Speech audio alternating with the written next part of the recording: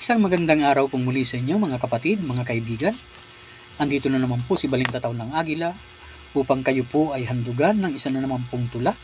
At ang pamagat po ng tula na aking bibigkasin, Supot na May Supot. Akin po na napanood kay Hubin na ikwinento. Ako ay nagka-interest dito sa post niyang ito.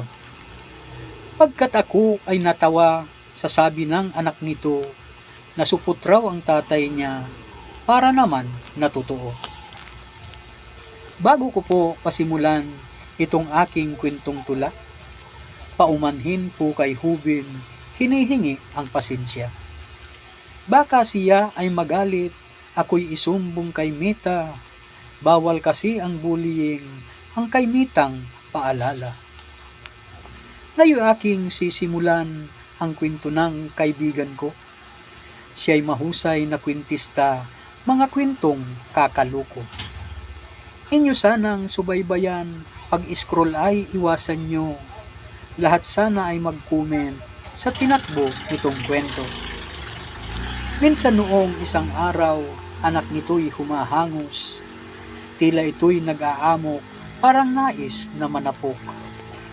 Para itong isang siga, ang bunbunay umuusok, parang nais niya ng away, sa galit ay nagpupuyos. Ngunit itong si Hubin ay maagap siya na umawat.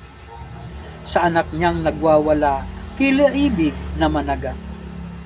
Sabi nito'y wag patulan, anuman daw ang ginawa, dapat daw ay kalmado lang, at dapat na magpasensya. Ngunit itong kanyang anak, habang kanyang inaawat, lalo namang nanggigigil, tila ibig na mangagat. Minumura ang kalaban, ang galit ay sumambulat, kaya naman si Hubin ay di matali sa pag-awat. At nagtanong nga si Hubin, bakit ka ba nagbubugnot? Ano ba ang dahilan mo? Ikaw ngayon ay sumagot. Kayo po ay binubuli, iyon ay di ko itutulot. Ang sabihin na kayo raw, isang panot daw na supot. Bigla itong si Hubin ay umusok na ang bunbunan. Ito'y naghuramentado, parang ibig na pumatay. Ito namang kanyang anak, si Hubin ay pinigilan.